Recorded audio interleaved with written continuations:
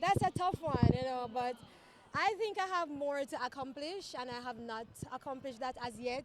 So to have that powerful mindset, it has been tough, but I know I have more in store. I don't know what God have in store, but I know I have more. So I'm just here to just, continue to do what I love, have fun, and what motivates me, is just see how much I can bounce back from this because I know what I'm capable of. So I have to just come out here and just, be humble and satisfied and grateful at the same time, and it's all about having fun, and just give God thanks all the time. First, I have to give God thanks, to carry me that race through healthy.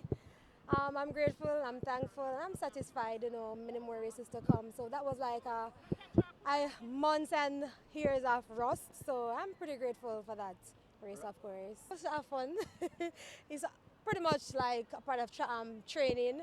So it was to have fun, work on stuff that I'm working on in practice, and just to feel about myself, no pain, of course. So I'm just excited and grateful to take on many more races. Yes, but I will not share. I'll continue to work on that.